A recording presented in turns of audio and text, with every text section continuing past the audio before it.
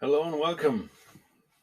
Um, I've just watched the recent new season of a TV series that has been following me for quite some years. I'm talking about the recent season of Riget, Exodus. It wasn't called Exodus back in the day in the 90s, but that's, however, the new Lars von Trier's new take on his own work, his continuation of it, which I've been looking forward to for quite some time. Um, I just recently watched it, even though it had premiered in October this year, I think. I think on Viaplay or something. And if you haven't watched it yet, I suggest that you should watch it first before listening to what I have to say about it, because I'm definitely going to be spoiling some of it. Not too much, maybe, but some. And you, then again, you might be one of those dudes who actually like to know what you're going into, and if you don't mind getting some of it spoiled for you, I guess you're all right. But anyways, go watch it and then come back if you like to hear what I have to say about it. Um, back in the 90s, um, I used to watch it on TV, and that was in '94, where season one initially came. And that was back when we had those tube TVs, and the picture frame was different, right? Yeah. It's quite a number of years ago, um, and I wasn't very old, and I thought it was creepy as hell. It was just totally, utterly spooky stuff. Um, imagine all this takes place in a big hospital, and Lars von Trier was very groundbreaking in his way of photographing these scenes, and he used this color grading, and it was all handheld camera all the way. So it was very different from what we were used to see on TV, especially in Danish TV series, which at that time weren't really very good compared to international ones, at least not in my opinion. So it's very groundbreaking. It was humorous. It was funny. It was spooky as hell with ghosts and all. So if you haven't seen the first seasons, which I reckon you probably have, but if you haven't, go and see those first, because we're talking a very intertextual piece of work here, which always at some meta level um, has a way of communicating with itself, so to speak. Sounds weird, but that's what happened. And Lars von Trier, he does that a lot. Um, I'm not going to be talking too much about the first two seasons, because if you're an international audience and you watch the Kingdom Exodus, Eid Exodus, then you've probably already studied the first two seasons and you like it, which is why you've seen this new one. Initially, of course, we are totally aware that this season is made somewhat at least 25 years later. So many of the top actors from the first two seasons have died. Especially, I think of Ernst Hugo Jägergaard, the Swedish actor playing Stig Helmer. He's dead. And Kirsten Rolfes, a splendid Danish actress, in my opinion. She also passed away, years ago. So unfortunately, she can't play Fordruse. And there are numerous others. For example, Holger Juhl Hansen plays the superior doctor, I guess he's called. He's gone as well. So this is a whole new take on it, but I think Lars von Trier has maintained the idea of the characters. Like, for example, Stig Helmer. He is succeeded by his son now. It's his son who shows up. Stig Helmer Jr. That's what he's called. Played by Mikael Persbrandt. Mikael Persbrandt, I guess you call it in Swedish. And he's splendid, great actor. And I think he plays on the role of Helmer, and his character's function is precisely the same. And then you have the superior doctor played by Holger Juhl Hansen. Moskov, he's played by Lars Mikkelsen, Mads Mikkelsen's little bigger brother, and he's great. And he's actually just playing the role that Holger Juhl Hansen used to play. It's a different character, but it functions just the same. He has the same job, and he's kind of the same character, I guess. Equally avoiding any discussions. same deal. And then for the very important character of Drusse, she has of course died, and that functioning character is now called Karen, and she's played by I can't remember all those names. It's a bit difficult. Bodil Jørgensen, of course. Here she is in her role as Karen in the movie called Idioterne. And here she is as Karen in Riget Exodus, as a replacement for Frodruse, played by Kirsten Rolfes. And she's just great in this role. No doubt about it. So we kind of take off where we left, even though it's been 25 years. There are reprising roles as well. There are, for example, Peter Mygend, who plays Magge, son of Moskov. Now, has he become more mean looking? And there's of course, Camilla.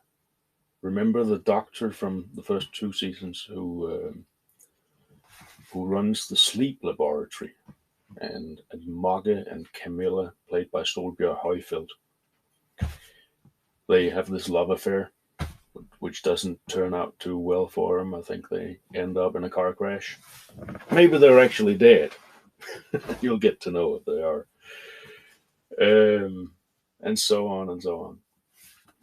Many reprisals, many good ones too. But the new characters do get the chance to take the picture in this drama, and I think it works pretty well, considering that making another season of Riget is not going to be as groundbreaking. Of course, it's still going to be funny because it's the same writer, it's the same director. Maybe some of the crew is the same. It's the same place. Rigshospitalet, biggest hospital here in Denmark, in Copenhagen. I've been there a few times. It's big, and the circumstances when going there are never nice. which makes for a great setting for a horror flick, doesn't it? I mean, hospitals are seldomly a great place to be, really. Not that I've been to hospitals many times, luckily. But when I've been to a hospital, I can clearly get into how difficult it would be for people who are insecure, maybe who have phobias, like Lars von Trier is very known to have, and he uses those phobias of his own to creatively do these stories that he does, especially Riget, because when you're in a hospital, you're kind of in the you're kind of in the hands of a big institution. You're, I guess, in an uncomfortable situation in the sense that now your life is in the hands of a big machinery that's supposed to work, I guess. But does it work? And are these guys, these doctors, are they doing the right thing? And you get all these you have all these tests made. I mean, like blood tests. You have an IV in your hand. They could pump you full of crap and kill you right away if they wanted to. And you're so much out of your comfort zone when in a hospital. And he plays around with that fear of hospitals a lot, which I guess most of us have felt at some point, having been to a hospital, which is great. It works absolutely marvelously. Um, in the first season, or was it the second? I don't know. There was this scene with some surgery being done to a man who couldn't tolerate anesthesia. And that scene is where we get to hear when they saw a hole in the skull of a guy. And that's just so creepy, and they reprise that idea in this one too. Um, and it works so well. And this is, of course, where something goes wrong. They operate on the wrong patient, of course, which is just horrible. That's a horrible fear. And it's happened in real life too, a couple of times. Maybe it's happened many times. We don't know. Or do we get to know about it? How much do we actually know about hospitals and so forth? Um, so a hospital is a great place to play around with the ideal of an institution. Like we know from the first seasons, these guys have kind of a new institution policy.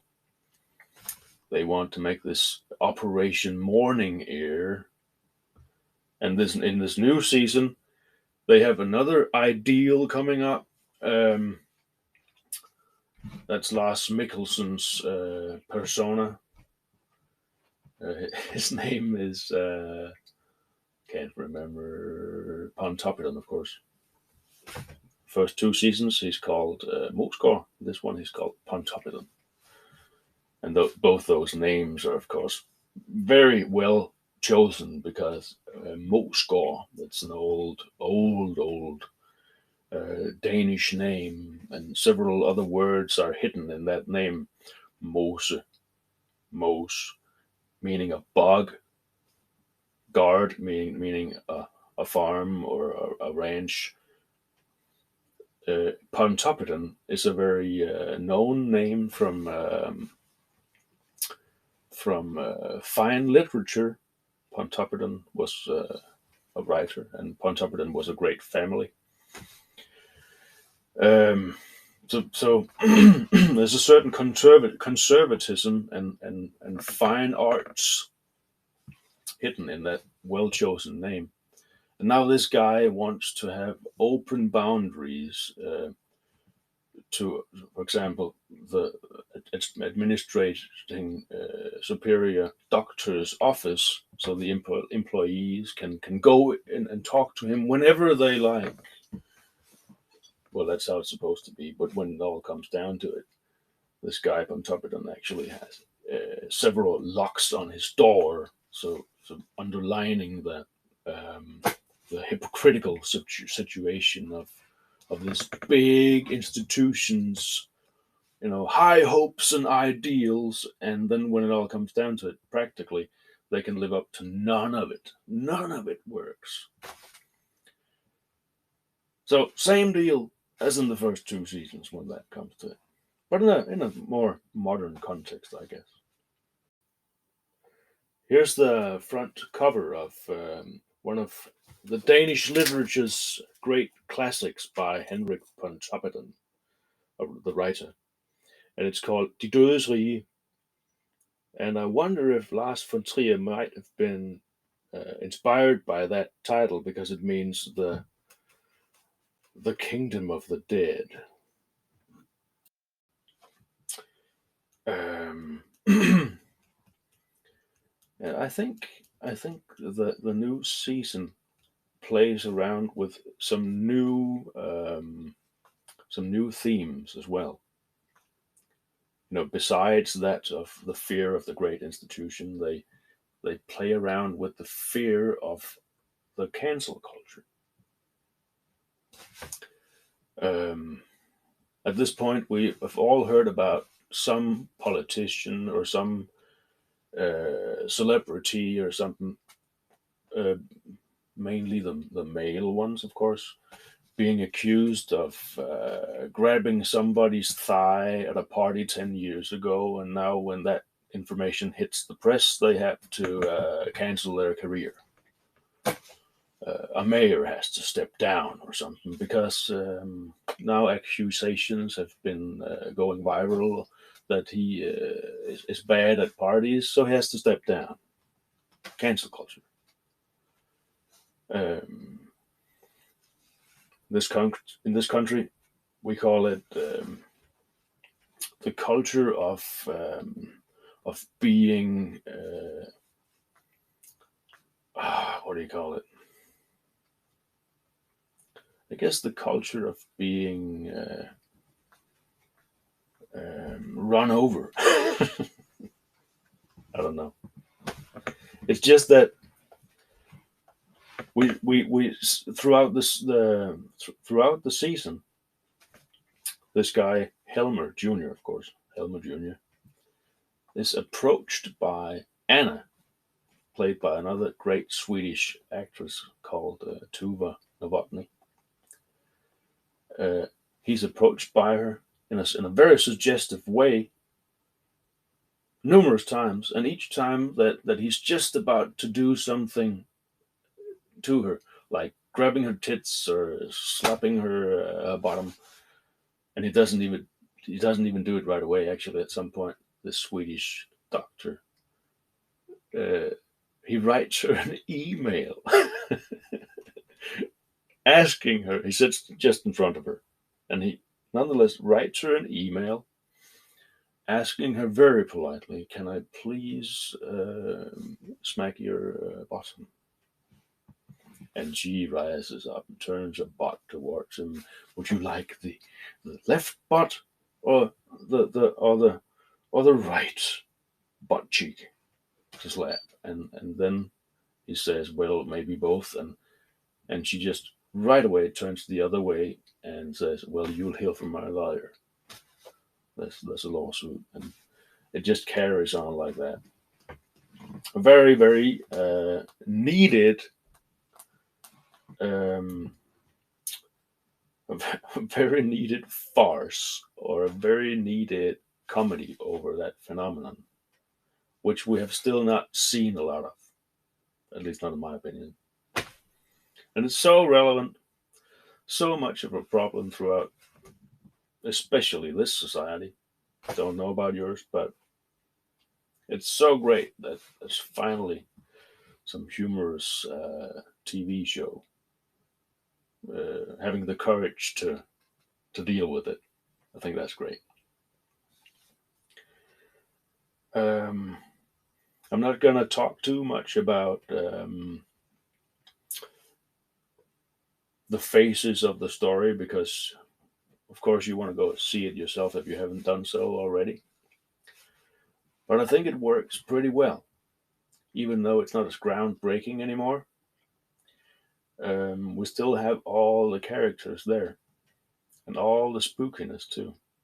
Not as much talking to the spirits as in the first two seasons, but we get a little further down the line, a little further down the basements of the hospital, down to those dams where they used to bleach all the cloth for the hospital.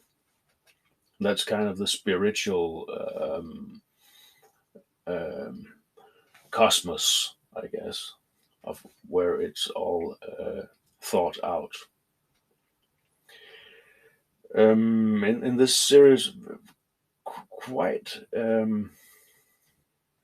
quite to my surprise, all of a sudden there's Willem Dafoe in it too, and I just love that guy. I saw him in Mississippi Burning with Gene Hackman once, and I'm totally into this actor. I think he's great. Willem Dafoe, and I was anxious to see if he was going to speak English in this series, but he didn't. He was mimicking some movements, and then he was dubbed in Danish. I thought that was a bit of a shame, but nonetheless, he also talks a lot of Latin, and I think that's very credible. And he adds to his role of Grand Duke, which means I think one of the superior demons of hell or something. And he does a great job on that. Great work there, Willem Dafoe. So all in all, I think it lives up to the first two seasons in the sense that it can still do what it's intended to do. It creeps you out, it amuses you, there's many laughs. It's filmed in pretty much the same ways. Um, Maybe it has a slightly elevated production value compared to the first seasons, but I think it's all right. Do you remember the dishwashers down in the basement? They've done those too. Well, there's only one now. One of them has, of course, been switched out with a robot, a talking robot, and those are creepy as well. Really,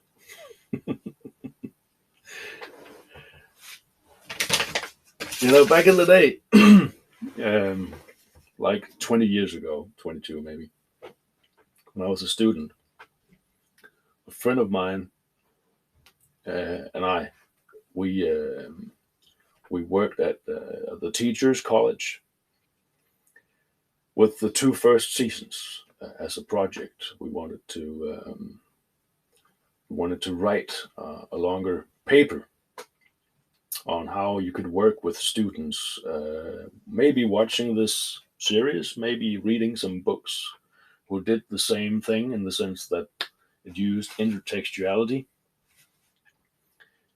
And we were just so much into it. We read a book by, I don't remember now, but it was a book called Lars von Trier's Elements by, oh, Peter Schepelin wrote that book. And it's a great book in which you can read about Lars von Trier's way of making film up until, of course, 1999 or something. So, so a few films are described in it. Lead, the TV series, of course, and then Breaking the Waves is in there as well. Um, I think Europa is in there as well. And you really get to know him a lot better if you read that book, or if you can come by it. I don't know. And you can see there's really an artistic system behind everything that he does, which is so fascinating to me. And he does all that still, and still good. Just not as groundbreaking as it used to be, perhaps. That's about all I have for you for now. Um, and if you haven't done so already, I certainly hope you'll enjoy this as much as I did watching the new season of Riget. It's great. It's been a pleasure talking to you about the new season of Riget. I just found a few pictures for you that I've put in between the lines. I hope you enjoy them. Bye for now, and see you some other time.